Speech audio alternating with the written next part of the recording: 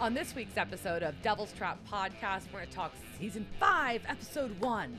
And the big question, did Lucifer come? And we're putting out a call. Where are St. Elizabeth's nipples?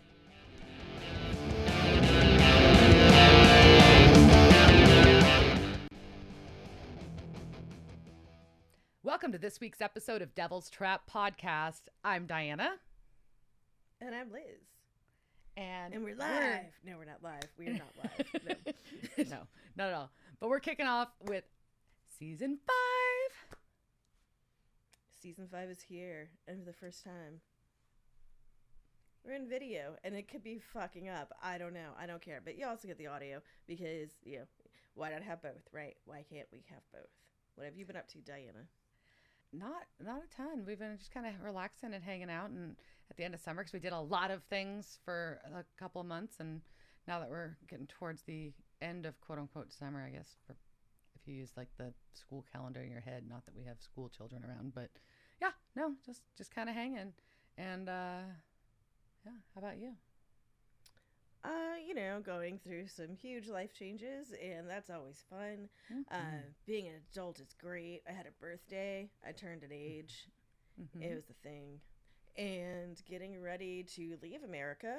And I would say contemplate not coming back, but I'm going to the UK, and that's not in a much better situation. So, of course, The Boys finished, and seriously, Jensen, I was attracted to Jensen Ackles before, but whatever he did to get ready for that, your trainer does. You deserve a lot of money, and so does your trainer, because it was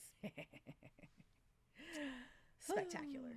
Really, some of this will come back to in the part of this episode, but just seeing hey, give Eric Kripke the reins and let him be as disgusting and gross as he wants to be. And you get some really amazing, amazing television. There is no limits to what it was gross. It was fucking gross. I started watching it on an airplane and I had to turn it off because I was they're going to kick me off a plane. Yeah. Kind of I won't go on a tangent about it, but I kind of got in a weird spot. The last couple of years were real fucked up, as everybody knows. I think no one's that's not a secret. And what happened the last 2 years? I kind of got in a weird place where I don't watch a lot of serious shit lately. Obviously Supernatural has its serious parts, but there's a lot of fun elements to it. And so I've got, I think I've just shot myself nope, too serious. Nope, no fucking dramas. It has to have some super brain fluff to it or be super fucking silly. I got really weird about it. I'm sure I will recover. It's just kind of funny that I was no. Yeah, but to me, dark. that is my brain fluff. That is not dark. That's not watching a dark thing. There's The Boys is hilarious. I mean, there are penises that explode. Well, how could you? That's I not dark. I think most people would argue that's dark. Just saying, number one. But penises blowing up is not dark. It's that part comedy. wasn't. But that part doesn't bother me. It was just the storyline was kind of Bummersville at first. Even though it was happening and how they portraying it was funny, it was just so that's where I was. No. All right, what you drinking? Red wine. Dave poured it. I said, open a good one. So it's a good one? I forgot which one. I'm sorry. I also love that, Babe could have opened up, the shittiest bottle of Red. No, I would know. This is great. It was not my Costco Malbec. I know that one, which I don't hate, but it's not that. I believe it's Coleman, but don't hold me to it. How about you? I was running out of time, so I kind of stressed on decisions. I was you should make a cocktail. Then I'm what cocktail? I don't know. And then wine, but what wine? And then I just opened a beer. So I am drinking a Thirsty Goat because Thirsty Goat is the best beer in Texas. Fight me. Huh. Noted. All right. Let's talk. We are here in season 5. Yes. This is episode 1. It was first aired September 10th, 2009. Directed by Robert Singer and written by the one that we were just talking about, Eric Kripke. He put shout outs to himself in this, and yeah, that's fun. So one of the things, though, I think was super hilarious about this episode And this is from the Supernatural Wiki. This was a Today I Learned. I was just kind of scrolling through things. And so in the startup to this, fans started tweeting hashtag Lucifer is coming. Well, it started off with @SuperWookie, and then they were like, yeah, other fans do this. So everybody started tweeting hashtag Lucifer is coming and hashtag Supernatural. And they got it to be on the first and the second position on the trending topics list. But then people who were like watching it didn't know that it was about a TV show. So then they all started like quoting, like sending shit about like Jesus and God. And then fucking P. Diddy, unaware of anything, just oblivious, shocking, he like made a hashtag God is here. And so then like that took off, and then Twitter just stopped posts with tags that had Lucifer is coming and God is here. And then Misha just trolled the fuck out of P. Diddy and like made this, and they called it a manip, and I don't know what that means. I'm sure it's something an internet person is like probably get slapped for not knowing what that is. But it's a picture of Puff Daddy and a man on him. I don't know. It's a Photoshop thing. I'll send you a picture. You can explain it. But it's very trolly, and he put the hashtag P. Diddy is scared of his TV. Okay, then. Yeah, nothing so like a little Twitter hashtag war. Just a little Twitter hashtag war. No, that's what happened at the beginning of this season. I think this is probably where people started really realizing Supernatural fans are fucking crazy. Probably awesome, but crazy. Yeah. This episode kicks off with "Sympathy for the Devil" is the name of the episode. It kicks off with our Winchester brothers are in the convent, at St. Mary's Convent, watching the swirl of blood turn into glowing light coming out of the floor, which should be Lucifer coming out of his cage. Yep. So the doors slam. There's a really, really, really bright light, and they're trapped in there, and there's a growling noise, and then it gets really high-pitched, and everything goes silent, and everything goes bright white, and done. And suddenly, Sam and Dean are still covering their faces in fear, but now they're on an airplane. They don't know how they got there. And they're watching Yosemite with Yosemite Sam, and probably one of my favorite cartoon Satans. Like every time I see this episode, I'm like, oh, I forgot about that Satan. Like I really liked that one. Yeah. But anyway, so yeah, they're on a plane. Yeah, they're on a plane. Don't know how they got there. Very confused, looking around. The captain says that they're flying over Ilchester, which is where the convent was. And they look out the window, and there's a massive explosion of some kind with a bright light shooting up into the air.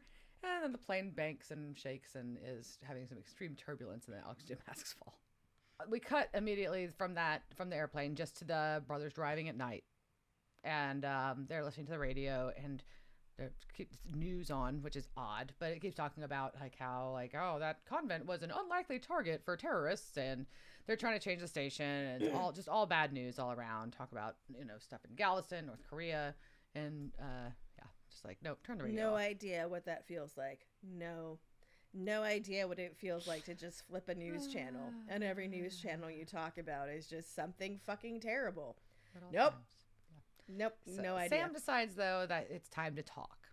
And Dean stops him and just said, nope, we're going to keep our heads down and hash it out. See, they really want to figure out how they end up on that plane, though, so they decide they need to find Castiel. Because they assume that he was involved. Which is probably a fair assumption at this point in time. Well, probably. And also, I mean, as we see through this episode, Dean's love for Cass is just deepening. It is deepening hard. And so we're going to go to Chuck's house, and it's just yikes. It's supernatural books and blood everywhere. So I don't use that word. Like hold on. So that's not the word I would use as a viewer of this show. I would say that Dean's trust and maybe partial reliance on Castiel is growing. I think he's still unsure in some ways about him. Stop. So far I do not subscribe to it at all. Like not remotely. Not at all. Anyways, so all right. So Chuck's place is destroyed. Blood, crap, like stuff everywhere.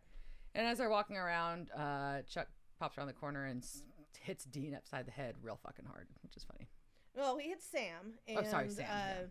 He hit Sam, which is pretty funny because this was a fake soft plunger, but apparently Rob Benedict accidentally like hit Jared a few times with it, which is kind of funny.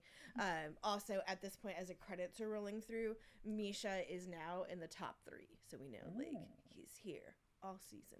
He is one of the full cast, and Bobby is still as a guest, but anyway, so he's on there, so we know.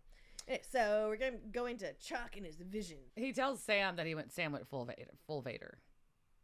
Yeah, I was like, does he have access to like his Fitbit in the stream? Because he was like, man, your body temp was 150, your heart rate was 200, and I'm just like, how did you know? What are you getting in your visions? Yeah, it's very, very, very precise information. I mean, like, very. My Apple Watch isn't that fucking accurate. I'm just saying.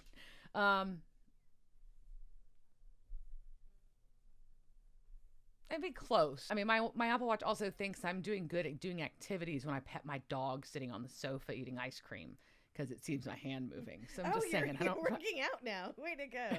You don't need to stand I'm just saying. I've been like, ooh, I'm getting activity points while I pet the dog. Like, I don't always trust its algorithms. Anyways, but Sam, this is where we learned that we all saw this as viewers, and of course, obviously, Ruby and Lilith saw it. But Sam didn't know that his eyes turned black, he says. Well, and how would he? Well, I don't know. Do you feel it? I don't fucking know. Like, I think, like, they just turn black. I mean, like, unless they're giving you, like, a blinding new vision. Like, unless you have a mirror, you're not going to know. You never know. So, anyways, but Dean's pretty fucking, like, Sam seems a little confusing concerned, but Dean looks very concerned about this information because he didn't see it either. So Chuck tells them, no, the Archangel totally smoked Cass, and it was like a water balloon of chunky soup. And again, this is a Kripke line of things that he wanted to happen, and then he made it happen. Gross. So good on you. Gross. So then our good old friend Zachariah shows up. Zach and his angel bitches. And basically, he's like, yeah, okay, Dean, let's go. Time to come with us. And Dean's like, nope, not doing it. And Zachariah seems pretty shocked by this, which I think was very telling about the disconnect that these Celestials have with humans. Does that make sense to you? A bit, yeah. So, but he's like, Zachariah's like, I don't get why you're fucking mad. You know, really, at the end of the day, y'all started all this shit and allowed this all to happen. I'm just want you to come share the blame with us for where we're at now. And we're all on the same team, and you're going to help us fucking kill the devil. Yeah, Zachariah doesn't give two shits about Dean or humanity. He just cares about his Michael sword. Yeah. And he's just like, man, like, we need to do this before Lucifer finds his meat suit. And they're like, what? Lucifer needs a meat suit? Mm-hmm. What? I'm like, yeah. Dean calls him a two-faced douche, which was pretty funny. But yeah. So then Zachariah notices that Dean's hand is bleeding. And Dean's like, yeah, it's an insurance policy. And he closes a very convenient pocket door where he had drawn the angel portal go away thingy. Is that what you're calling? So it's an supernatural Hermione. That is an Enochian sigil. But anyways, that's what that is, and he slaps it on. And he's like, burn, motherfucker. Yeah. Boom. And he's just like, and then like zoom out. And he's like, zoom out. No. All gone. We got Zachariah and his two angel bitches are gone. And so Dean says that he learned it from Castiel. Yeah, no, he said, and with tears in his eyes, I learned that from my friend Cass, you son of a bitch. And then Chuck replies, this sucks ass. But clearly. All right, so we're going to cut to a motel room. And that motel should not have carpet. Take that carpet out right now. Yeah. So Sam has hex bags to try. He learned how to make them from Ruby to keep both angels and demons from finding them. So they did arts and crafts. Can you imagine that? Just like late night, and they're just like, we're gonna make hex bags together. Mm-hmm. Oh, you need to get some mouse skulls and some little rabbit tooth and like all sorts of things. They just sat together making little hex bags. Maybe drinking some wine. Like they had some Pinot Grigio while they were doing it. Yeah. No. And Dean asks about Ruby at this point. Dean asked if Sam is craving bitch blood. And Sam's like, "No, I'm totally fine, totally good, clean. Whatever put me on that plane, just clean me right up. It's fucking magic." And Dean calls it nice. supernatural methadone. It is. Yep. We cut to, as viewers, a dark neighborhood in Pike Creek, Delaware, where a man is walking up his front sidewalk, and as he goes past it, the front gate, like at the front of the sidewalk, kind of like starts swinging really weirdly and aggressively. It's really odd.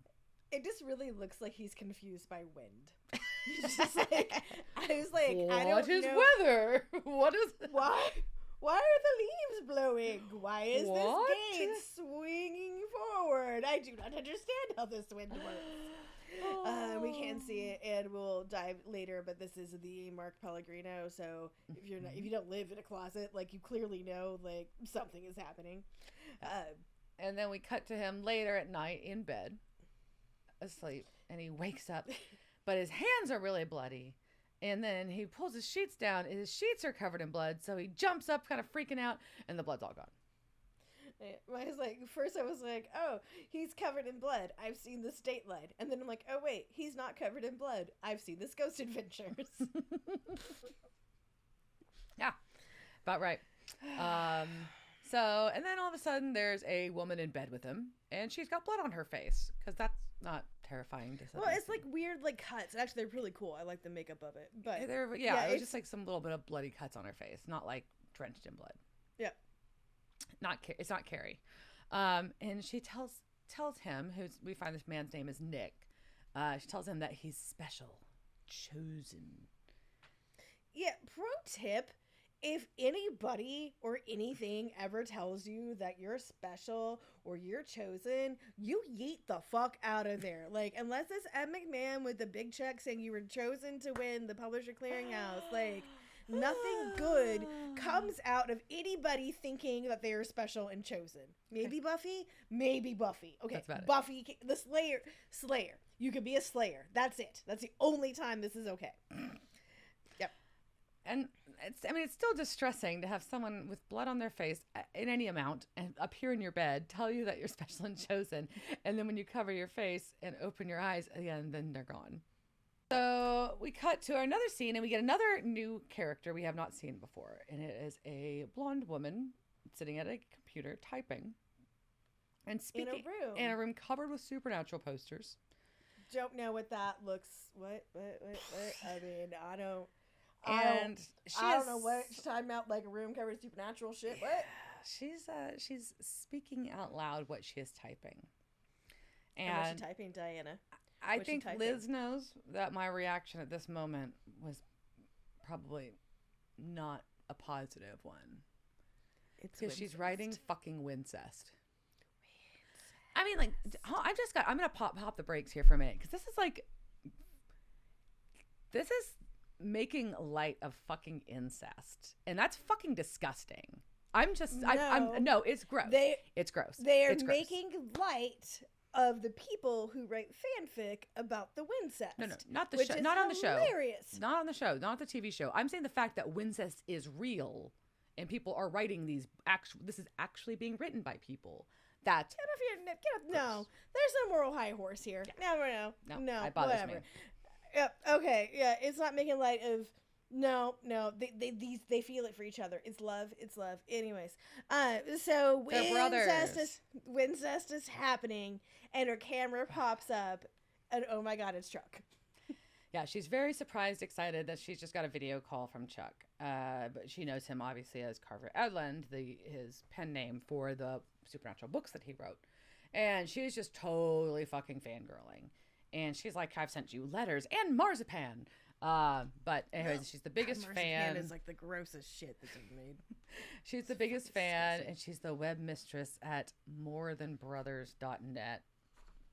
Okay, yeah. So Becky Rosen is named after a Winchester Brothers admin, Becky Gilreath, like the Supernatural Wiki. The domain name morethanbrothers.net is owned by Warner Brothers, and there is actually an account, Twitter account at Super Becky Rosen, which did tweet the tweets that she had seen during the show. That happens later.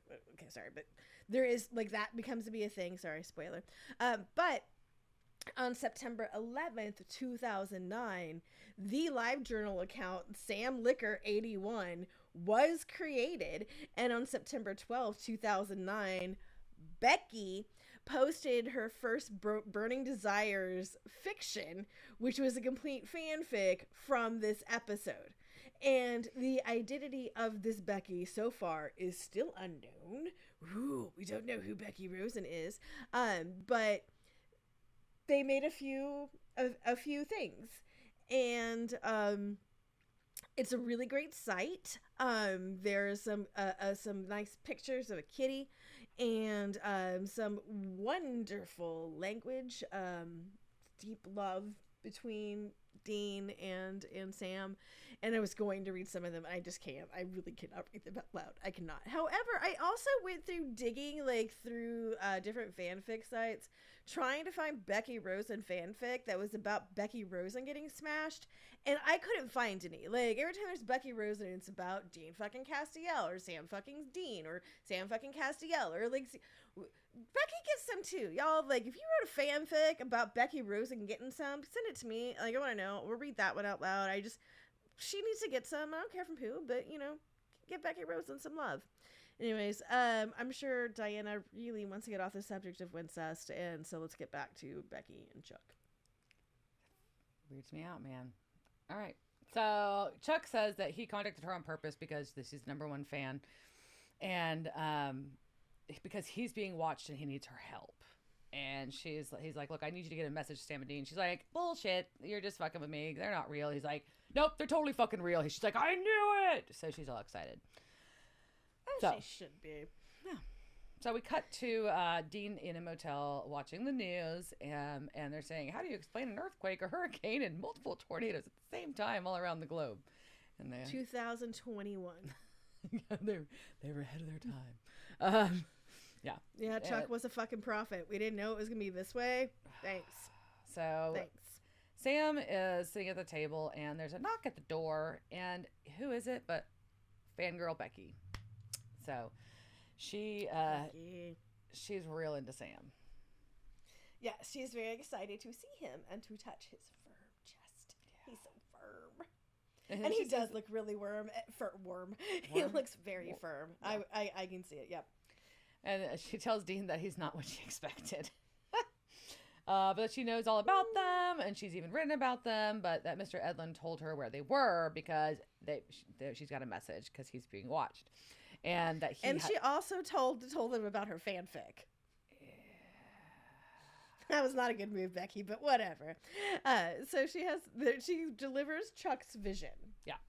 That Michael's sword is on Earth in a castle on a hill made of 42 dogs. And she's being real creepy, touching Sam. And he's like, can you quit touching me? And she's just like, no. You need consent, Becky, but also, we get it. All right. And so then Bobby comes and he's riding up in baby. Yes. So he's all happy, gives hugs. And they are researching the sword of Michael. He's like, Michael doesn't look that tough. And they're like, well, he sent Lucifer to hell with that sword. So we need to figure out what Chuck's clue means so we can find the fucking sword so we can get rid of the devil. Yeah, and he does say that Michael looks like Kate Blanchett. And I think we all know that she looks like Tilda Swinton. As all angels of all time are just Tilda Swinton. Pretty much. Even if it's not her, like there's the... Yeah, did you see who's playing the new Lucifer in The Sandman? I forgot his name. But yeah, but still looks like Tilda. Not Tilda, but looks like Tilda. Just I'm that character. Might as well be. But yeah. Although the best she ever did was the one on What We Do in the Shadows. But anyhow, digress. So we're going to go into... Christie, I believe, is who's playing Lucifer in The Sandman. There you go. So basically they're like, we're going to go into research mode. Mm-hmm. Yeah. And but as they're going into research mode, Sam decides to have his emotional confession brain dump onto Bobby. And it's kind of interesting. I think Dean almost seemed like he was kind of trying to stop Sam from telling him, I thought. but that's kind of reading into it. So Sam tells Bobby, look, it's all my fault. Lilith didn't break the seal. She was the seal. It's my fault. I killed her. I set Lucifer free. Y'all warned me, but I didn't fucking listen. Bobby looks incredulous is the word that I actually wrote down in my notes. I wrote a big word in my notes while I'm frantically taking notes when he hears this, and starts fucking going off on Sam. Calls him reckless, selfish, arrogant, and you sorry that you started Armageddon? He's just fucking pissed. And that if they pull off, getting rid of the devil, then he wants Sam to lose his number. Ouch, man. Yeah. It's pretty harsh, man. Very harsh. And like you're thinking back to the last time they interacted together was when Sam left him unconscious in his front yard, right? I mean, that's when he hit him with a shotgun and left. So fuck off, Sam. Like, I'm sorry. Like, I forgive and forget, and we'll get into that later. But at the same time, it's a lot. You left the man. You hit the man who's like your father with a shotgun. Mm-hmm. You should expect some shit for that. But anyways, this seems maybe that was a little harsh. But also, what's harsher is Dean. So like Bobby's saying the shit, but Dean's just watching, and he's kind of like, he's not wrong. Like he's a little teary eyed. He's like, Bobby's saying what I want to say. Yeah. Dean is not defending his brother in any way, shape, or form.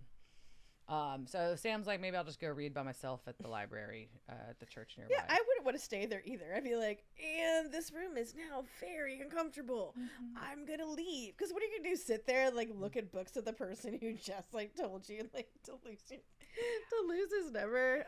So it's just Dean and Bobby now in the hotel room. And Bobby's like, I would have guessed that John was right. That we were going to have to save or kill Sam. Whoo! Because now he's implying that they should have killed Sam because they're implying they were unable to save him. Bobby just basically told Dean that they should have killed Sam. Well, and then he's also hitting on some trigger things, right? But also things that sound weird because they're kind of opposite of what Bobby told Dean in the last episode. Right, because Bobby was the one that didn't want to keep forcing him into it. Said, no, it's not worth losing him for. He's family, all this. So, Yep, and he's also just being like, John was right. John. Pro John. Yeah. But the pro John weird shit does make a light bulb go off in Dean's head. He remembers something from his dad. There's a card from a lockup, which is what they call a storage unit, which takes me a minute to process, in upstate New York. It's not a prison. He's not in prison. Like, do people call it that? Sure. I don't know. Anyways. So, but is a card for castle storage on 42 Rover. A castle on a hill of 42 dogs. I get it. Okay. So they're like, wait a minute. Like, John had the sword this whole time, and then you're like, wait a minute. Bobby is a demon? Yeah, because now all of a sudden Bobby's a fucking demon and knocks the shit out of Dean. And picks him up and starts kicking him. So he's real possessed. And then 2 more demons come in, and they've got a knife, and there's the chick demon, and they're fighting, and fuck is that bitch Meg. Yeah. It is that bitch Meg, but we'll get in a second. But also, why doesn't Bobby have an anti-possession tattoo? That's a good question. Or something. Maybe like, just really how the fuck do you possess Bobby Singer? I know. That was paranoid son of a bitch. Like, I don't understand how, like, they really something had to have, like, I don't know. I feel like that maybe they were just like, we can't explain this. We're just not going to talk about it. Yeah. But so demons are fighting. You're right. Meg is back. And it's like, nothing could be finer than Rachel Miner. And fuck, I love Rachel Miner. And all the shit that was said coming out of Meg's mouth sounds so good coming out of hers. And there was a lot of things going back and forth about how to get the original Meg back in, and they were just like, it was just too hard to figure out how to explain like why she would go back to that meat suit after it was crumple burned, and like why all that stuff was. And so they ended up going with Rachel Miner, but I love her so much. She's so good. I love her. We'll get to our cast notes. So we've got the fight going on, and Meg totally like makes out with Dean against his will, and he asks if that was peanut butter, and I don't understand why. Because he kissed her. Yeah. So, like, as if, like, she was just eating peanut butter. know, Like, like- because her breath smelled. That's Although, according to Rachel Miner, she did not, in fact, eat peanut butter before they shot this. That's She good. just confirmed. That seems polite to not do. That is polite. Yeah. It was just a weird, gross question to me. Go, babe, go eat some peanut butter right now, and then come in there and like just like make out with Diana, and you tell me if you like the way that tastes, because you won't. I'm sure I won't. I'm just saying it was a weird insult. That's all. Anyways, so we've got our Dean struggling. Bobby's about to stab him. We got black eyes, and it's very upsetting seeing Bobby with black eyes. I don't know why it bothered me a lot. But then his eyes go kind of normal, like he's fighting through it almost, and so he stabs himself because Bobby's a bad motherfucker. He is. Also, Sam does come in the middle of this, and Meg like smashes him in the head with like the hotel phone, and I was like, that is such a solid phone. Like, this is what I miss about landlines. Like, man, you can knock the shit out of somebody with that phone. Yeah. And they're fighting the demons. Meg says something about Sam not having his super special demon powers anymore. And then Dean kills one of the other. At this point, the other two demons are gone, so Meg just cock smokes out. And collapses on the floor. Okay. Whatever. Yeah. So now we're going to get back to the house. Back to good old Pike Creek, Delaware, where that man, Nick, that we had met previously, is packing baby stuff. And there's one of the electric rockers, which I think you're not supposed to use those anymore. Anyways, it starts going kind of on its own. Nope. And it's playing music. And then you start hearing crying from the cardboard box that he's packing. Nope. And it's the fucking baby monitor at the bottom. So he goes to the room where the other half of the monitor is, where there's an empty crib. And the crying stops. And so he turns to leave the room, and the crying starts again. And then he turns around, and blood starts pouring out of the fucking crib.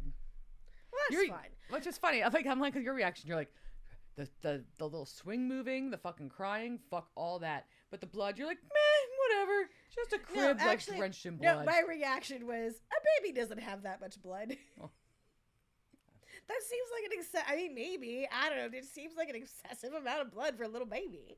Like, I don't want to know how much blood is in a baby, but I'm guessing it's less than that. Less than that. But yeah, no thank you to baby monitors. And also, like, if I know there isn't a baby in that crib and it's crying, yeah, I don't know. I would probably go play with it. There's a lot of like creepy shit with baby monitors. Like, I know they're important, and like, you know, everybody I know that has babies use them. But like, there's the ones with like they're cameras. So hackable. Well, and with like cameras, people do like weird. There's like babies do weird shit at night. That's all I'm saying.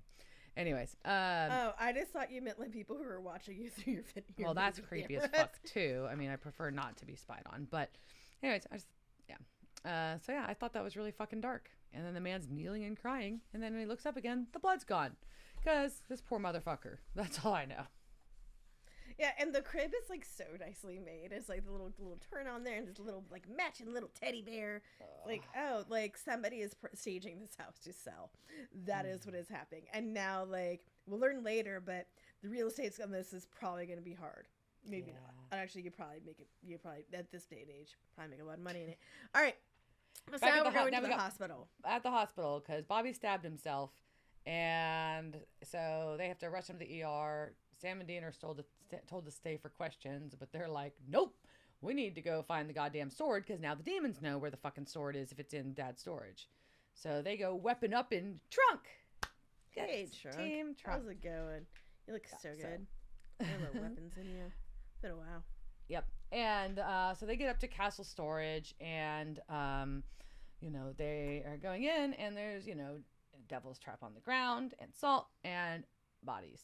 And Zachariah is already there with his two, I wrote lackeys, but we'll go with angel bitches, to try to intervene as Sam and Dean try to find the sword of Michael. Anyway, so Zachariah's like, yeah, no, I'm not close you guys in here, and because, you know, we've got some information. They want some information, but basically, Dean is the sword. The vessel for Michael is the Michael sword. Son of a bitch. So Oops. it's not that there's an actual sword necessarily in the way they're describing it. And it's not that Dean has a sword in him. Dean is the sword by being the physical, corporeal form Angel that condom. Michael will, the meat suit that Michael will don to fight the devil. Yep. I do like the term angel condom. Yeah. Yeah. And Dean is not pleased with this information. No. And I don't think then he wants to do this. no, and Dean's kind of like, yeah, no, thank you. And so Zechariah is like, yeah, no, I'm not gonna play with you anymore. And so Zechariah makes a finger gun, pew, pew, pew, and shoots Sam, and it actually shoots him in the leg, and that's not cool. So I wish my finger guns would do that. I have to be careful with these bad boys then. I'm like, wait, watch out. But yep, so he finger guns. There's some finger fun, and so Sam's leg is broken, and then man, Zach just likes to hear himself talk a lot, Yes, and he is just like, the war has begun. We don't have our general. That's bad. Now Michael is going to take his vessel and lead the final charge against the adversary, and so, but you listen, it is such military speak, but it really is thinking about the angels view this as a war, right? This is what's going on. This is all they think about. There's a war. We need our general, right? Yeah, and then basically Earth is collateral damage. Wrong with this. Yeah, and basically everything on Earth is collateral damage. Like, they'd rather not harm it, but they just don't really care. Is kind of the take, I think. So yeah, Dean's like, well, how many humans are gonna die in this? And Zechariah's like, well, if Lucifer wins, all of them. So, and then this is where Dean realizes, oh wait, it's not like demons where they can just possess a person. They need my consent to use me as an angel. Ha ha ha. So he's like, nah, no. So, I don't think he goes, no, he goes, eat me, which is much better. Well, that's better than he just says like, no repeatedly, basically. He's like, there must be a battle. And he's like, no. He's like, well, he'll Bobby, or he'll never walk again if you don't help me. Dean says no. Says, well, what if I heal you from stage 4 stomach cancer? And Dean starts coughing up blood and still says no. And then asks about removing Sam's lungs, thinking that Dean will finally say yes. And Dean just says, just kill us. Yep. Sam doesn't have any lungs. Yeah, Sam's suffocating. How don't you just instantly die? Don't you just instantly die? Well, no, maybe it'd be like getting suffocated. I mean, you last for a little bit. Yeah, I guess your lungs can deflate or drowning for or whatever. But yeah, I don't know. It's very. It doesn't look pleasant, for sure. Very unpleasant. Very unpleasant. And Zachariah's like, no, I'm not going to just kill you. I'm just getting started. But then there's a bright light, and guess who joins them? It's Cass.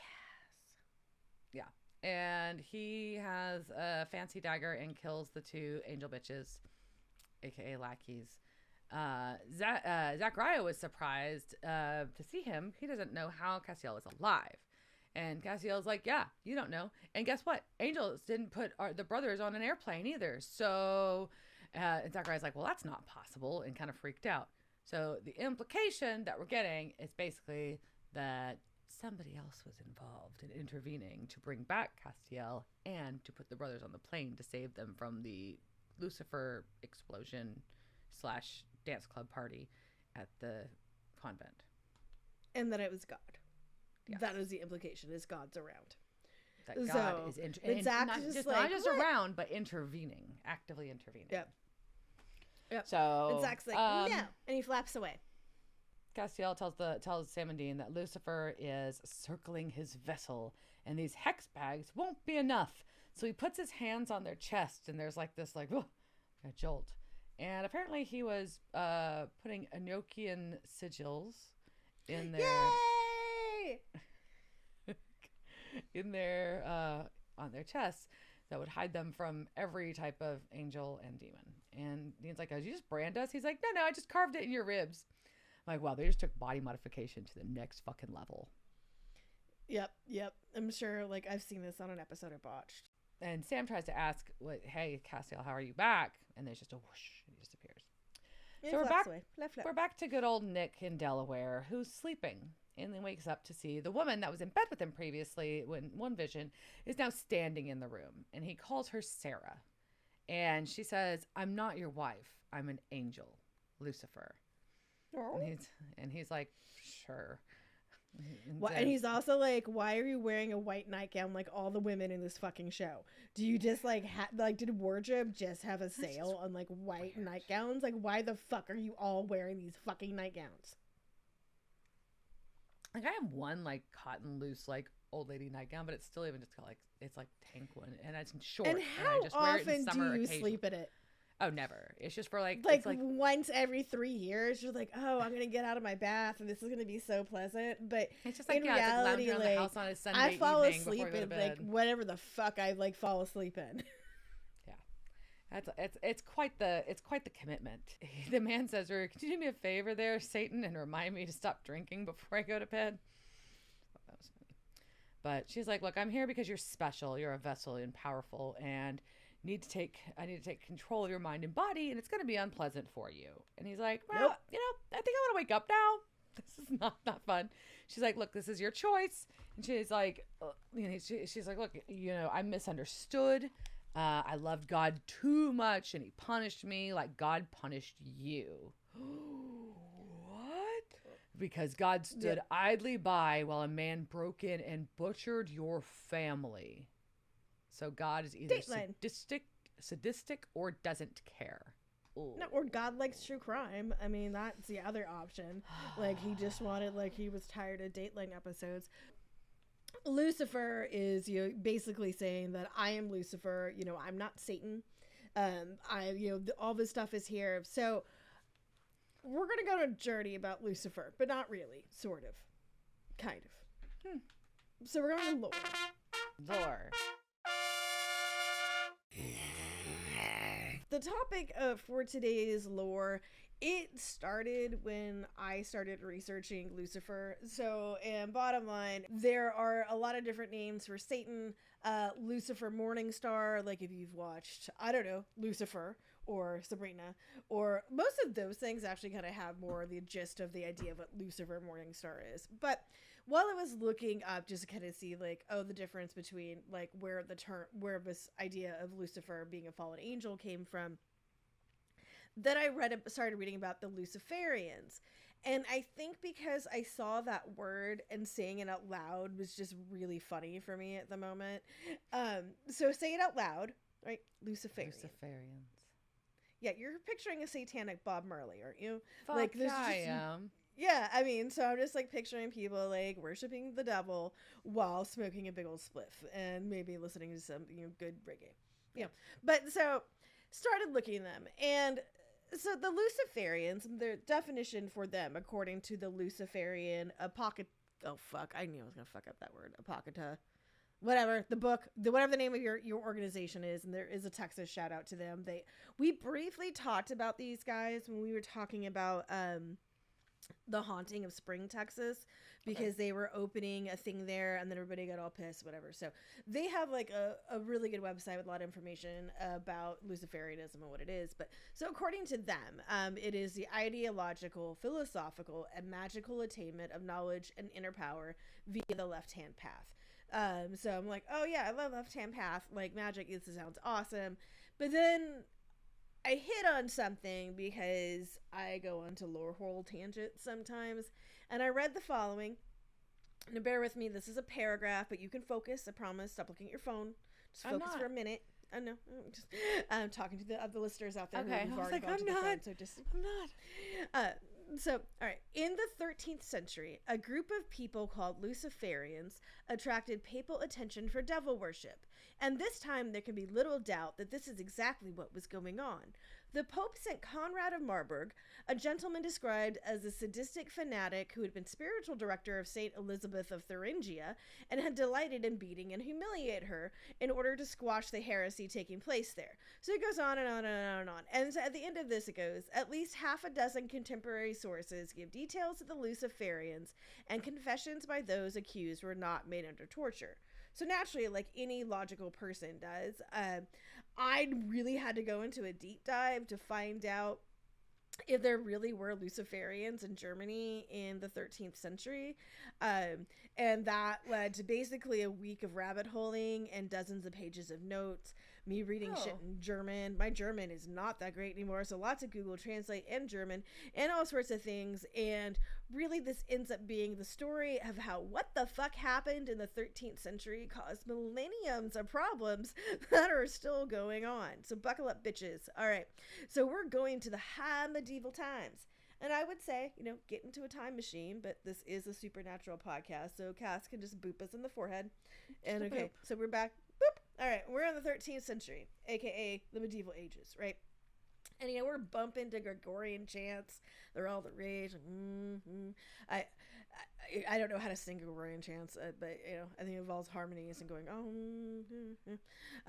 but most of it don't know what they're saying because they're in Latin.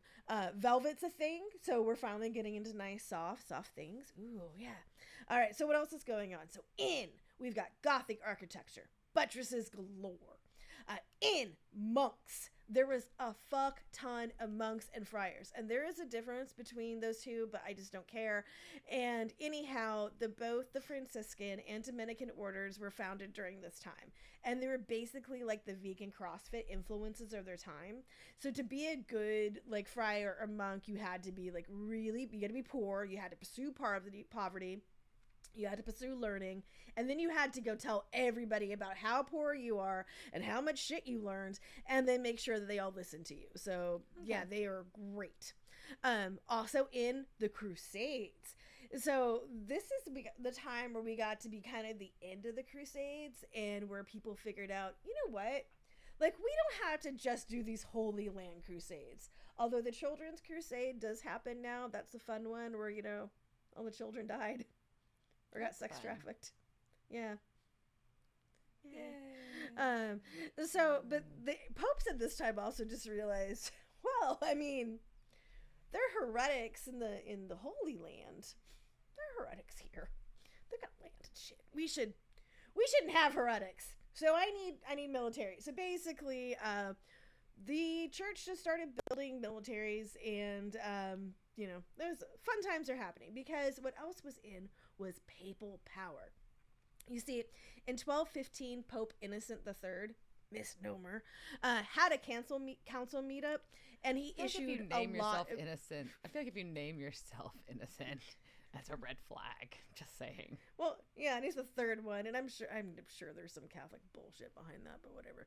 So he issues like a lot of decrees, and some of the things that are coming out of that are including things like, you got to take the sacraments, like you've got to do the Eucharist, right? You've got to eat the wafer, and you also have to get married. Like, marriage becomes a really important thing, and of course you've got to pay us taxes, you know, because we're doing all this stuff for you because we're at the church, right? Also, we're the boss, and we said that in here, so it's true, right? The boss, us, just you know. Also, confession. So a lot of the problems that were happening in this era, some of the people who were going away from the Catholic Church, and even in the Catholic Church before this, was just like, you know, if you do something, you can probably ask God for forgiveness and you'll be fine. But in this time, they're like, no, wait, you have to tell a priest. Like, you can't just ask God. You've got to tell the priest or the abbot or the bishop or the archbishop or whatever. And then those... you can ask for forgiveness. And you can. And also, those people, if they hear you doing something that's kind of not like the best way for the church, they have to tell us too. They also have to do that. So cool. All right. Also, if you are Jewish or a Saracen, can you wear some like special clothes so we can just pick you out? That'll be great. All right. Also in it this time were spiritual ladies. Part of this is because women were thought to be the perfect example of how to be the Christian ideal of like being very obedient and devout because they didn't have shit else to do. Or if you were a woman who was of a different class, you're like, hey, I need to do something. I don't want to get married, or my husband died. I need to go join an order. But then they're like, we have enough people in the orders. And so the women just started making their own shit up. Like, sisters were doing it for themselves. Like, they made up, like towns and shit of, like, all these religious women. And so these women were also, now you have to go to this confessor, right? So they're developing these very special relationships with their spiritual advisors and confessors. And this also becomes kind of a power thing. Like, who's your confessor? Like, I've got the good one. I've got a better confessor than you. Yeah. And then, like, if you're a spiritual lady and you get this confessor, and then when you die, if you're really good, then you can be a saint. And then if you're a saint, then you can have a cult. And that was pretty much the goal of, like, all the spiritual ladies at this time. They want to be a saint. They want to get a cult. And there was like, well, cult? I'm just saying. I mean, yeah, who doesn't want a cult? All right, so if all those things are in, what are out? Well, heretics. And if you believe the church, heretics are everywhere. They're just committing the heresy. How dare they? And at this time, there were a lot of groups that had broken off of the church, particularly the ones they really hated were the Cathars. They hated them. They burned down whole cities full of them. Well, the cities had some Cathars in them. Probably. They thought. Okay. Yeah. All right. So, like, people are, like, basically being like, we want to get rid of all the heretics because they're against the church. And if you're against the church, then you're for Satan. And Satan, this is all Satan trying to take down the church. Because God cured man, so Satan, this is clearly the work of Satan. Obviously. And so, yeah. And so one of the things that happens, too, is, like, the church is going, you've got to, like, these heretics are bad. You've got to get rid of them. So what do people do when they get really riled up and they're told people are evil? People just start doing a lot of mobs and killing people, and it's not good. No. Yeah, it's kind of, there's some shit going on. All right. That's not good. Which was mobs are not good. That's my mobs are not good in general. No. So if we go back to that original paragraph, there is some people that were mentioned in there, and this is basically gonna become their story. The first one that is mentioned is Konrad Von Marburg. And basically, that name just sounds like the villain in Ghostbusters 2 that, like, does the evil slime. That's kind of like how I picture him. It does. That's perfect. Yeah. So, shockingly, Konrad von Marburg was born in Marburg. Huh. Go figure. And so he was born to what was assumed to be a wealthy family. He had a lot of education. He becomes a priest, just a secular one, as far as everybody knows, like, not a monk, but he's still friends with, like, all, like, the highfalutin, like, monks that are running around at this time, and, like, knows Francis of Assisi and, like, all the Dominicans, like, yeah, whatever. And he is said to be a man of much ability, large theological learning, eloquence, and ardent zeal in defense of the purity of Catholic faith and a severe ascetic. Oh. Fun. Sounds like a real fun great dude. At parties. Totally great at parties. So great that in 1213 he becomes a preacher of the cross for Pope Innocent's crusade against the Cathars. And to be chosen to do this, you had to have a special appreciation for the law of poverty and ascetic strictness and, like, really good rhetorical skills, rhetoric skills, not rhetorical skills, but that's something else. But anyways, but even with then that group of, like, narcs and, like, nerds, he was special for, like, how much he loved his preaching and how much he loved to show people how poor and pious and that's, everyone loves someone who shows off, like, how poor they are. That's always so good. So yep, he keeps on giving sermons and he becomes a papal arbiter. And speaking of the papal people, let's bring in another pope. So Pope Gregory the IX. So we're just gonna call him Greg because it's a lot to say. Basics on him: he was born Ugolino, Count of Segni, somewhere in Rome, sometime between 1140 and 1170. That's a wide range of dates, but whatever. His uncle was Pope Innocent III. So honors and some family stuff is happening there. He does begin his papacy in 1227, theoretically when he was 80. And a lot of places say that, so let's just believe it. Also, he was a lawyer and didn't like all the chaos that all the heretics, like the mobs are causing. He wanted the heretics to go away, but this was just, like, it was messy. Too messy for me. It was messy. All right, so we're going to meet our last player that was in there, and that was Elizabeth, and also aka the Saint Elizabeth of Hungary, aka Princess Elizabeth. Ooh, as much as I want to be a princess, not this kind. Her parents were King Andrew II and Gertrude of Hungary. Okay. She was born at the beginning of the 13th century. Also just sounds like a bundle of joy. As a child, she was full of humility, piety, and sacrifices. And I would also say a lot of the things that we talk about her come from the things where people were trying to get her to be a saint. So I'm not sure how much of this like was written just to be like, oh no, of course, like she, even as a kid, man, all she did was pray. She loved it. That's all she wanted to do. She just wanted to pray and fucking hug lepers. That's it. That's all she wanted to do. So weird hobbies for a child. It is a weird hobby. And so as a kid, she gets sent to the court of Thuringia, which sounds like the place in Princess Diaries. But this is actually central Germany. And that's where like Bach and Liszt and Wagner. So a bunch of like music people come from there. So eventually I guess it becomes less of an uptight place, maybe. So they get married when she was 14, and apparently they were really in love. Like he even went to the bat for her when his parents were like, well, there's a better match for you. And he was like, no, I love her. And so they knock out 3 kids together. And so she marries him when she's 14. So she just starts popping out babies. And so she turned, like you do. And so when she's 16, the Franciscan friars come to Thuringia, and she is obsessed. She's just like, look at how poor these guys are. Love it. Love it. They're so, like, all they do is pray, and they just want to help the poor. Love it. Into that. Totes into it. So such a good look for them. And so she just like moves in with them, and her husband is okay with this because he thinks it's adorable. He's just like, oh, we'll get to hang together with heaven. It'll be great. And so she's just like, yo, this is not like, I am not like on the level I want to be. I need my own confessor. And so she goes to this one monk, Roediger, and she's like, can you instruct me in practicing chastity, humility, and patience? And he is like, no. It's just like, nah. I think he just thought she was too much. He was just like, look, you can live like a Franciscan. Like, that's fine. Just keep being like Francis. Like, that's cool. But you need to find somebody else. So she's just like, oh, I'm not going to be great. I had to go back on my confessor tender. So she's just like swiping left, just looking for a confessor. And so I'm not sure how eventually the situation comes to be.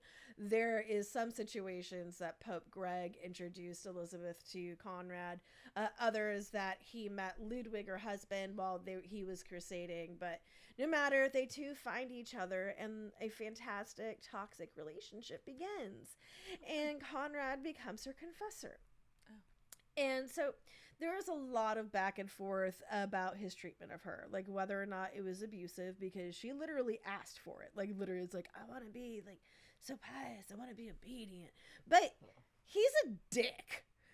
So like, this is like, and she's just like, also like, I'm gonna like be clear, she's full of herself, or at least according to the saint thing. So she's just like, yeah, like if I suffer, then I'm like Jesus. And yeah, that's you're pushing a little hard there. But just an example, it's a lot. Like if you ever just like, I am like Jesus, like, or whatever religious figure I am like, insert religious figure. I mean, here. I feel like you're not being super humble when you say something like that. Just throwing that out. But Jesus suffered anyhow. So this is like how much of a dick Konrad is. So he's preaching a service, right? And so they're at this court. And her husband's still alive. She's still, and he is like preaching a service, and her sister-in-law shows up. So she doesn't go to his sermon. He sends her a note that says, I don't want to be your spiritual advisor anymore. Because she didn't go to his fucking mass. Huh. Yeah. But that's this like passing a note in junior high saying, I want to break up with you. I want to break up with you. You didn't return my call. I texted you 5 hours ago. Why didn't you look at your text messages? What are you doing? I don't want to be your boyfriend. But of course she's like, but you're the only confessor for me. No one else is as pious and as poor as you are. So she goes and she begs, and she throws himself at her feet. And she's never like, beg, please, girl. please. And he is like, okay, fine. But you and your maids need to strip down to your chemises, and I'm going to flog you. Oh. Then we'll be fine. So he beats the shit out of her and her maids. Oh, he enjoyed And this that. also, like, her and her maids becomes a theme of, like, getting the shit beat out of them. So Poor he's maids. teaching He's her. getting sucked in on this bullshit. Yeah, these poor fucking maids, man. Like, and no, it gets worse. Like, seriously, these poor maids. And because these also, like, a lot of these maids have been with her, like, I mean, like, when I say maids, it's like your handmaidens, I guess, you know, and like, so they like went to the court Raised with her. her. Like they basically raised her. Like her parents are in fucking Hungary, being like the king and the queen or whatever she is. So they don't have time for her shit. She's done. She's in Thrungia. She's someone else's problem. So she was with the maids, right? Yeah. So this is all happening at the same time while he's, you know, working at her, like trying to make her into the obedient woman that she should become. He's also like gotten into preaching against heretics. Really, really like him. And he's just like, this is my bag. Like, oh, everyone's evil. And he's like so like intense that Pope Gregory is like, hey, I like this. You should do more. So here's what we're gonna do. We're gonna give you authority, right? So now you get to accuse people of being heretics. Oh, you don't get to be their judge. Like, they have to still go to like a court and the judges and prosecutors to deal with it, but you can point out who they are. Cool. No, there's right? just not a flaw. There's no flaws in this system at all. There is no flaws in the system. And remember, Greg is a lawyer and he wants order. So he is going through like laws, he's making things, he's trying to make, understand what's going on. And he is like, look, okay, we need to figure out who these heretics are. We can't torture them. But how do you really define torture? I don't know. Like, it's kind of like, that's subjective, right? Like, I'll know it when I see it. And so he's like, but once they are confirmed, then you have to burn them with fire. And because it's fire, then we're not going against, the ancient prohibition of shedding of blood, thou shalt not kill, because it's fire, like, so there's no blood. Right. That's how being that works. burned. And That's exactly how it works. exactly how it works. Then Gregory appoints the first papal inquisitors, and this is the start of the motherfucking Inquisition. That's fun. It is, and that was such a joyous thing. Like, it is. Nobody expects the Inquisition. Oh, not the Spanish one, not the French, not the German one. So this is the beginning. There is the French and the German Inquisition. Spain and Italy are coming along. They'll get there, but this is really the first time that the church says you can kill somebody for not believing in what we tell you. And it's not even what we believe, like, because half the time they don't know, like, just anything can make you, like, a sinner and a heretic. So, but if we decide that, then you can die. Yeah. Which is not a good thing to say. Fucked. So, all right. So, in the meantime, Ludwig dies. Oh, he goes on a crusade and he gets the plague. Like you do. Plague's a bitch. Yep. So, Elizabeth's in-laws just toss her out. And they were just like, we are tired of your shit. Go be poor on the street, bitch. I'm just kidding. Yeah. Well, she wants to be poor on the street, right? Yeah, that's what I'm saying. Like, but you want that bad? Yep. So she does basically, though, become the full-on property of Konrad, right? So he's like, fine, come in. She's like, all right, I'm going to take a vow. She's already taken one vow of obedience to Konrad, but now she's going to take another one. And she's now like, I'm going to renounce all the splendor of my world. I'm going to give all my will to Konrad and to God. And I'm going to renounce all my possessions. And then, wait, what? That was Konrad. He was like, wait. No. I want those things. That's why I'm keeping you around, bitch. All that money you have, like, oh, well, we can't just, like, what? Like, where is that going to go? It's like, let's build a hospital for the poor. And so she's like, oh, cool, lepers. And there's all sorts of stories about who, she likes lepers. Like, she really loves lepers. And there's a story, and it goes back and forth on whose bed it was in. The one story is that Ludwig came home from, like, crusading or whatever Ludwig does, and she had put a leper in his bed, and he was very upset. And of course, you don't just put a leper in somebody's bed. No, that's right. I'm sorry, you ask about that, and I understand.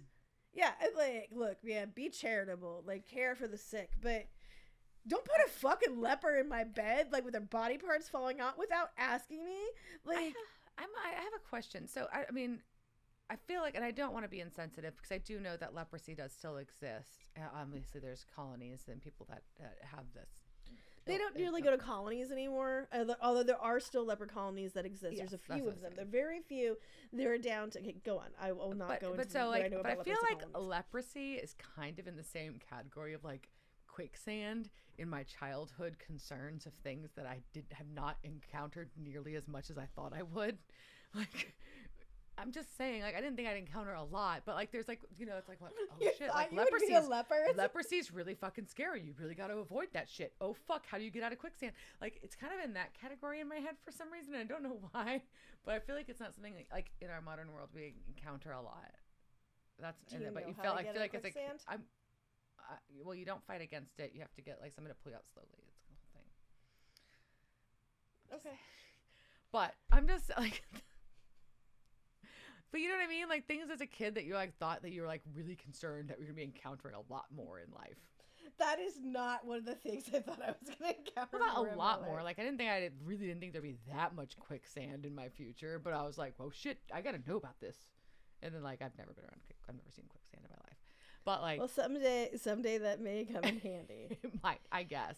I don't know. It's just like it's in that category. I'm like, yeah, this is not something that we really encounter on a regular basis. Yep. Okay. So that's what I got. Sorry to derail. Yep. Go ahead. Nope, no worries. All right. Lepers. So lepers. So basically everybody says she was totally happy to do this. So he is like, all right, come to Marburg. And she's like, cool, going to Marburg. I'm going to build my hospital. Also get rid of your children. What? Okay, you can't have children because you love them too much. And so they are distracting you from your obedience and your worship of God and Konrad. So we got to get rid of your children. Cool. Also, we got to get rid of your maids. Yeah, we got to get rid of your maids. You love them too much. So now you're going to live in the shack. And you're going to live in the shack on my land. We're going to get you some roommates. The first one, this is a deaf and angry widow. She is angry all the time and she's just gonna yell at you. Also, here's a religious virgin. She's gonna yell at you about all the household chores that you don't know what to do. She's gonna berate you. And I'm like, girl, you were in a cult. Yeah. You were in a goddamn cult. Somebody told you to get rid of all your shit and then got rid of all your stuff. You're in a cult. But why didn't he just like, so he like got rid of the maids? Like that seems wasteful. Because now you don't have to pay them. Oh, well. And you have to feed them, or whatever. Feed them, like, or house them, or whatever. She has the deaf angry widow. That's true. She's fine. And everyone, just like I said, everyone says she was really happy to do this. But also, but she's an abusive, toxic relationship. Yeah, like, no doubt. And this is Konrad being a dick. So she's like, hey, I'm gonna go to this convent where one of my kids is at. And so the nuns at this convent were like, hey, Konrad, can she come in? And he was like, sure. Then she got home and he was like, why did you enter the convent? Then, in order to make her repent, he got his friend and friar, Gerard Letzel Kebab. Actually, his name is Letzel Cobb. But I like calling him Letzel Kebab. I don't know. But he was just like, you need to beat her. And her maid. Because her maid opened the door to the convent. Oh.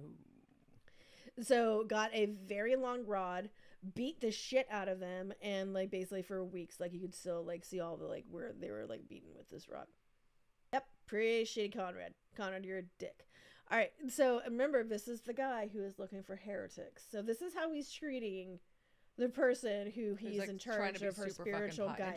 And trying to be super fucking pious. Yeah. The person that, yeah. Yeah. And I want to admit, like, Elizabeth was not fucking rosy all the time. In fact, she was kind of awful when she wasn't putting lepers in bed, which, as I stated, is also bad. So, for example, there was a girl named Hildegund, and she had apparently amazing hair. And Elizabeth figured out that based on her good wardrobe and her bitchin' hair, that she was way too frivolous and forced her to have it shorn. And while she was screaming and like begging to her like not cut off her hair, and other people were like, why are you cutting off her hair? So no, she just did it anyways. But later on, Hildy becomes a nun and she works at the hospital, and she's like, I was obsessed with my hair. If I'd cut it off, I would have been a nun way earlier if I hadn't, had that pretty hair to go with. And I'm like, no, you got a fucking complex that someone shaved off your goddamn hair, and then you just ended up working in a hospital. That's what happened. You should be able to have your glorious hair Hildegooned. Like, nobody, look, there's also stories of, like, Elizabeth beating a woman because the woman didn't, like, want to, like, go to confession and take the communion. She just beat her with a cane. That's old lady. Excessive. It is. And I can also just picture, like, this is, like, old, like, German bitch being like, fuck you. Like, I'm not going to confession. Like, I'm going to sit here and drink my beer and eat my sausage. Piss off. Like, fick dish. Yeah. So, anyways, this all goes on, and then she dies at 24. Because if you starve yourself because you're trying to be fucking poor and pious and, like, don't give yourself, like, velvet and you, like, wear little gray, like, little tunics that aren't made of shit, you're gonna get sick, and if someone's beating you, you're gonna die. All right? So she fucking dies. And her body is laid out for 4 days, and instead of stinking, she emitted an aromatic scent that revived the spirit. Cool. That is a very interesting thing to say about a corpse.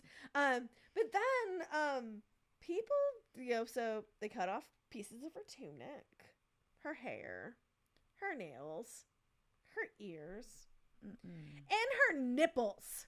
Her nipples, man. What? Too far, Carl. I don't know if it was Carl. I'm just assuming it was Carl. No. You went too far, Carl. No. Also, like, what? How does this even happen? All right, so the corpse is lying out, right? It's on this table, and you're coming, and you're like, oh, she was so great. She was such a great lady. Let me just pull this down and just take a little nip with me. No, I mean, that was probably after they took the ears and the other stuff. They're like, well, fuck, what else can I take, man? Well, shit, I'm taking like, I guess a nip. I guess I get a nip. Like, this is what I do. Like, so, and these things do become relics, right? And they're in various churches around the world. I have no idea where her nipples ended up. If you are in possession of St. Elizabeth of Hungary's nipples, please let me know immediately. Like, find whatever way you guys. Nipple hunt 2022. Show me where those nips are, man. Show me the nips. Show me the nips. No, please don't send us pictures. Don't send me pictures of your nipples. No. Unless they're glorious nipples. Like, I don't know. Like, I can't say I don't want to see them, but I do. Anyhow, all right. So, like, is her fantasy. Carl starts campaigning to make her a saint. And eventually Gregory does. He makes her a saint, and he even grants special indulgences. So this is part of the thing that's happening at this time, right? That's why people are going on crusades and other stuff, because the church is like, look, when you die, for all the sins that you did, you've got to sit in purgatory. Like, if you don't go to hell, you got to go to purgatory. And you've got to be in purgatory for a certain amount of time because of the shit you did. But if you do things we like, we can knock some time off of that for you. So if you go to Elizabeth's tomb, you get a year and 40 days off. Whole days. That's great. And they're like, bargain. And this also lends her way to starting the cult of St. Elizabeth. She got a cult. Yay! She really does come like an important figure in terms of like women saints. Just mainly because of where she was at in terms of time. Like I said, right. The spiritual ladies are really big. She's one of the big saints that kind of comes out of this. And of course, like, she has her miracles, because you've got to have 3 miracles to be a saint. Like, one of the ones she's known for is like, I don't know, it's something to do with leopards and a dress, and then like she opens it up and there's like flowers on it. I'm sure it had something to do with leopards. It always does. But anyway, so we still haven't found the Luciferians. And I'm sorry to say that's going to have to wait for another episode, because this has gone on for a while. So we are going to do that it will be in season 5. It'll be episode 3, because we have something else for the next episode. So, you got to turn in for 3, and I'll make sure you come back, because there's 2 words. Cat anus. Those are the words that you think are going to draw people in? What? You hear cat anus? Do you not tune in? You want to know what the fuck I'm talking about, don't you? I know what you're talking about, but I don't know also. I don't know if those are the words be like, I can't fucking miss this. Like, I don't know if that's my reaction. Is that the teaser video that I'm going to put on our Insta? Like, that's the story. It's just going to be come for the cat anus. Look, okay, as some of you know, well, nobody on this podcast knows, but Diana knows. I was told that I'm becoming famous in the next 2 weeks. Yes. And I bet it's because of cat anus. There's nothing else I would rather be famous for than cat anus.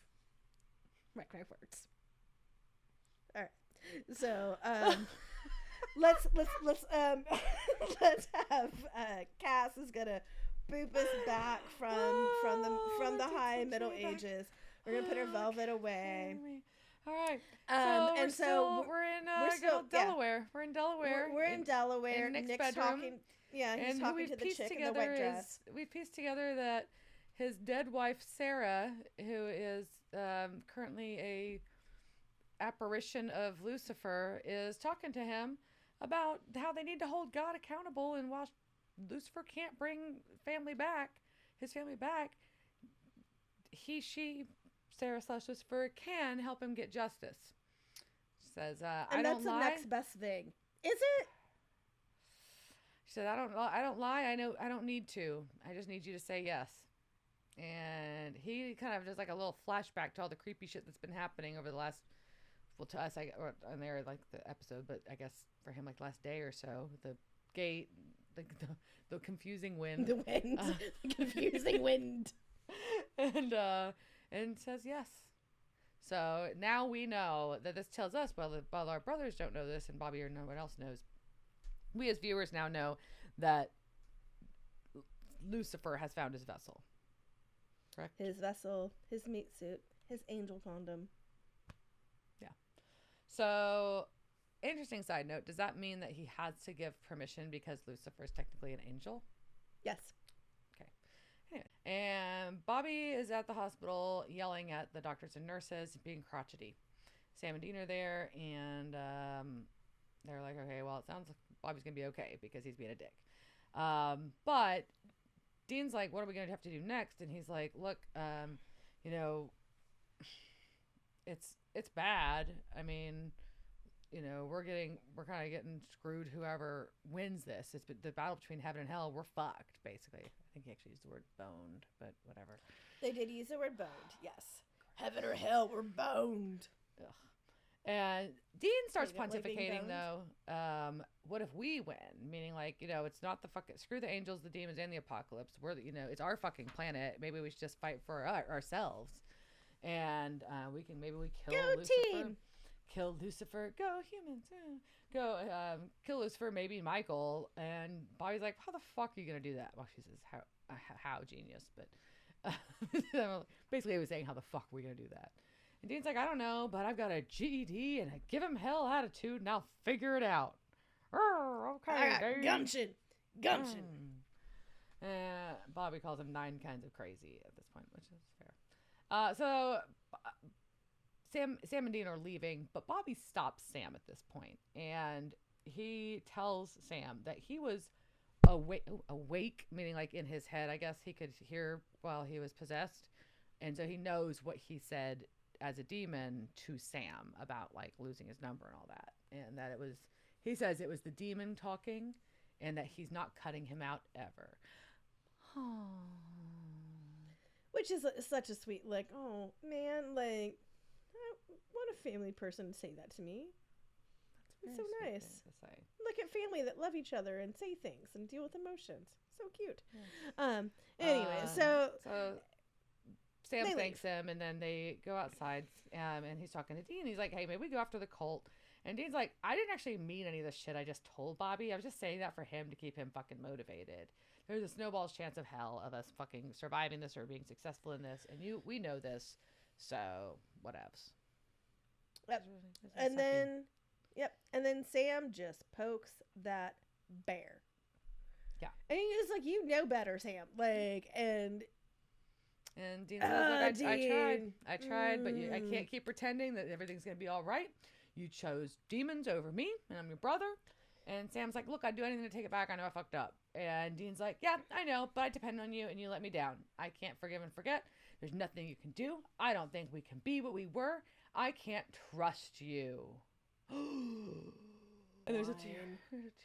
Single man tear.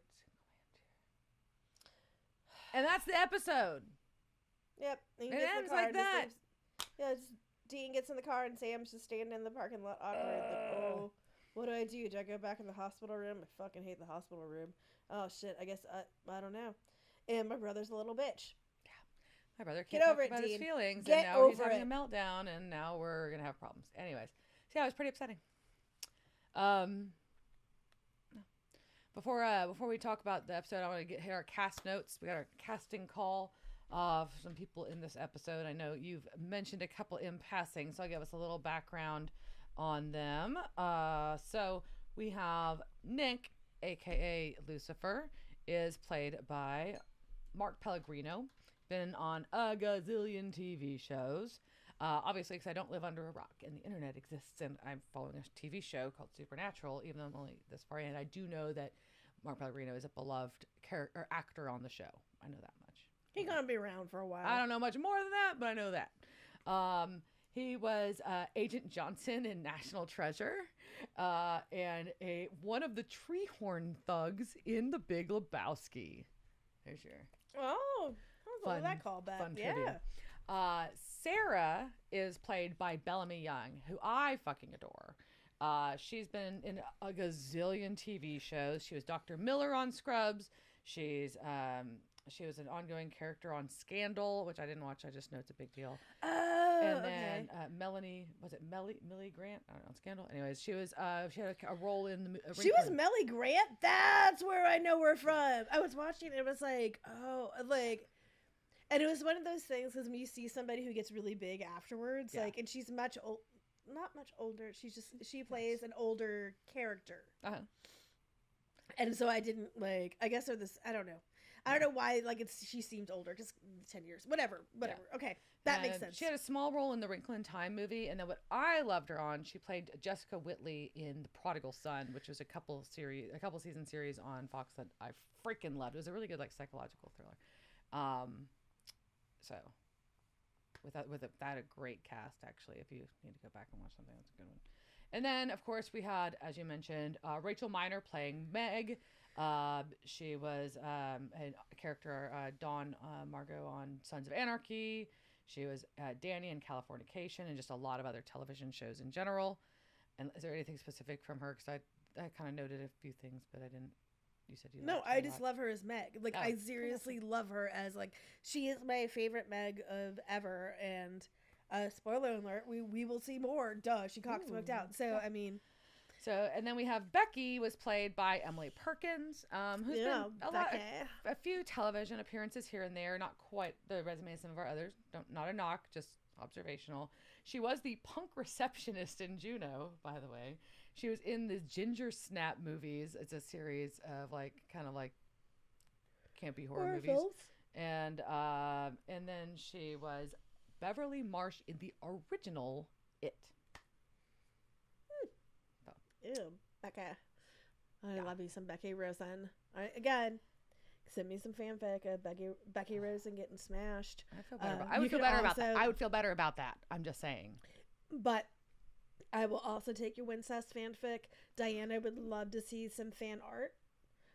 If you want to send her some art of your favorite things, we'll of course share it on the podcast. And yeah,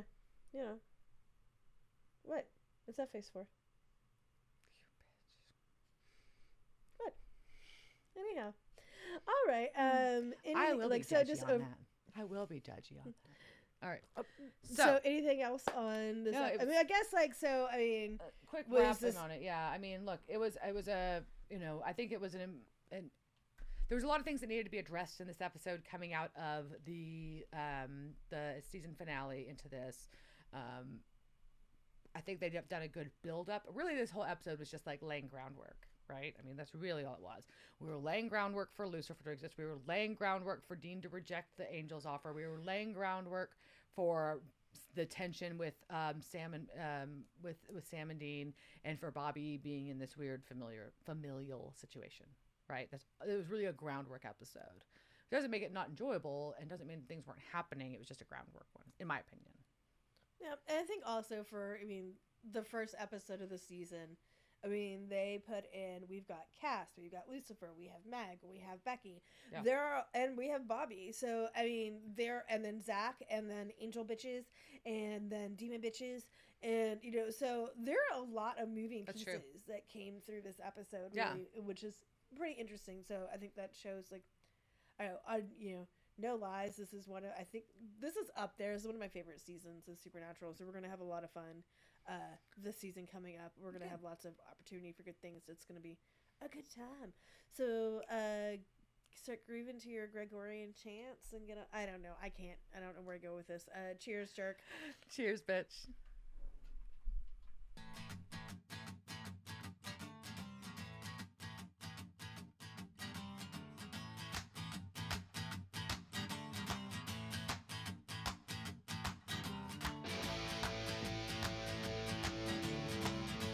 Devil's Trap Podcast is a Don't Get It production. Meow. Devil's Trap Podcast is part of the Ship It Studios podcast network. Thanks for listening to this week's episode of Devil's Trap Podcast. You can follow us on Instagram at Devil's Trap Podcast, Twitter at Devil's Trap Pod, or you can email us at devilstrap@devilstrappodcast.com. Don't forget to subscribe, leave reviews, and share with all your friends. We're at all your favorite podcast outlets and at devilstrappodcast.com. I'm Babe. Thanks for tuning in, and we'll see you next time.